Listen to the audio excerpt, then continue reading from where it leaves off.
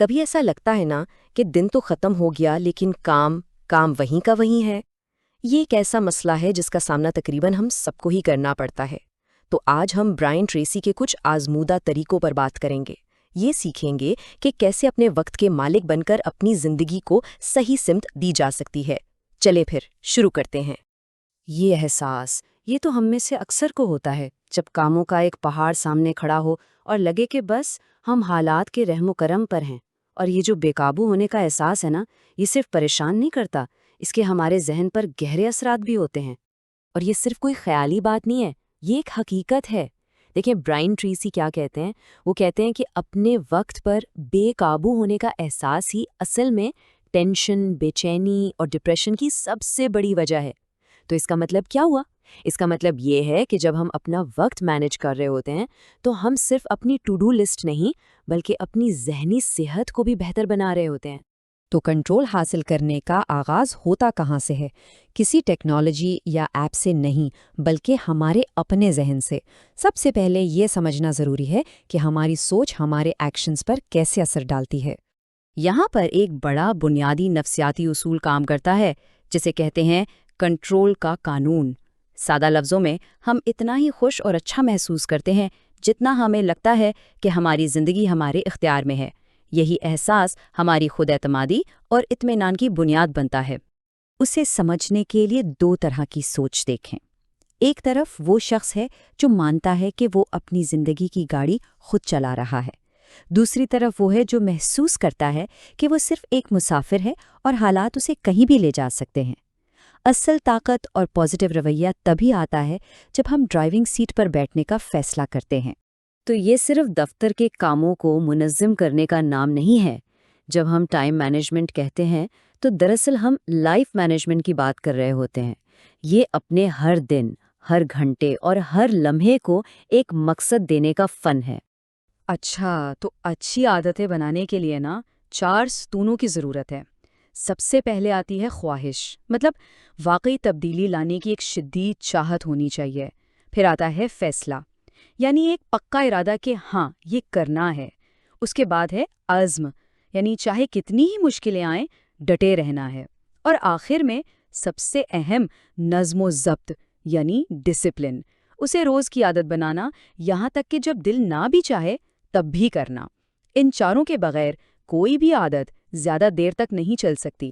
ذہنیت کو سمجھنے کے بعد اب وقت ہے کہ ہم اپنی سوچ کو مستقبل پر فوکس کریں۔ اچھی ٹائم مینجمنٹ صرف آج کے بارے میں نہیں ہوتی، بلکہ یہ اپنے کل کو بہتر بنانے کے بارے میں بھی ہے۔ ہمارے دماغ میں نا 2 طرح کے سسٹم کام کرتے ہیں۔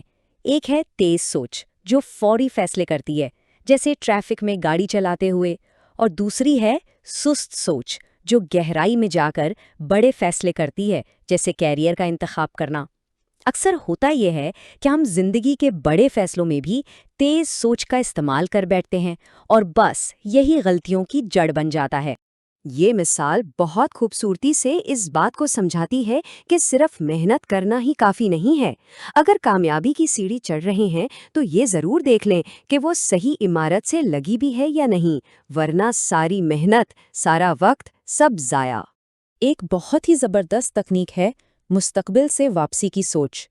ذرا تصور کریں کہ آج سے 5 سال بعد ایک مثالی زندگی کیسی ہوگی۔ اب اس منزل کو ذہن میں رکھ کر پیچھے کی طرف سوچیں کہ وہاں تک پہنچنے کے لیے آج کون سا قدم اٹھانا پڑے گا۔ یہ کلیئرٹی آپ کے آج کے فیصلوں کو خود بخود صحیح سمت دے دے گی۔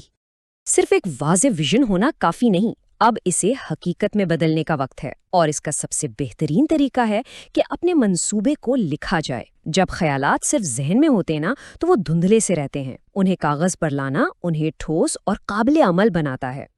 اکثر لوگ سمجھتے ہیں کہ پلاننگ میں وقت ضائع ہوتا ہے، لیکن اس کا جو ریٹرن ہے نا وہ حیران کر دینے والا ہے۔ ریسرچ یہ بتاتی ہے کہ پلاننگ میں لگایا گیا ہر 1 منٹ کام کرتے وقت آپ کے 10 منٹ بچاتا ہے۔ 10 منٹ! یہ تو سیدھا 1000% کا فائدہ ہے آپ کی انرجی پر۔ سوچیں ذرا۔ اور ایک اچھے منصوبے کا اصل مقصد کیا ہوتا ہے؟ وہ آپ کو یاد دلاتا ہے کہ کیا چیز سب سے زیادہ اہم ہے۔ جیسا کہ گویٹے نے کہا تھا، ہمیں کبھی بھی کم اہم چیزوں کو اپنی سب سے اہم چیزوں پر حاوی نہیں ہونے دینا چاہیے۔ منصوبہ آپ کو اسی جال میں پھنسنے سے بچاتا ہے۔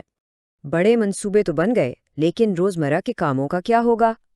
چلیں اب سب سے عملی حصے کی طرف چلتے ہیں، اپنی روزانہ کی ٹو ڈو لسٹ میں مہارت کیسے حاصل کی جائے؟ یہ ABCDE طریقہ روزانہ کی فہرست کو منظم کرنے کا ایک بہترین ذریعہ ہے۔ A وہ کام ہے جنہیں کرنا لازمی ہے اور نہ کرنے کے سنگین نتائج ہوں گے۔ B وہ کام ہے جو کرنے چاہیے لیکن نتائج ہلکے ہوں گے۔ C وہ کام ہے جو کرنا اچھا تو ہے لیکن نہ کرنے سے کوئی خاص فرق نہیں پڑتا۔ D کا مطلب ہے ڈیلیگیٹ، یعنی یہ کام کسی اور کو سونپ دیں۔ اور E کا مطلب ہے ایلیمنیٹ، یعنی ان غیر ضروری کاموں کو اپنی لسٹ سے ہی نکال دیں۔ اگر اب بھی لگتا ہے کہ ترجیحات طے کرنا اتنا اہم نہیں، تو یہ اعداد و شمار آپ کو حیران کر دیں گے۔ ایک ریسرچ کے مطابق کام کے دن کا 50% حصہ ایسی سرگرمیوں میں ضائع ہو جاتا ہے جن کی کوئی ویلیو ہی نہیں، مطلب دن کا آدھا حصہ مکمل طور پر ضائع۔ تو سوال یہ ہے کہ ان اہم کاموں کو پہچانا کیسے جائے؟ آئیے اب اس تجزیے کے سب سے اہم حصے کی طرف چلتے ہیں، اپنے بگ ٹری یعنی 3 سب سے قیمتی کاموں کو تلاش کرنے کا طریقہ۔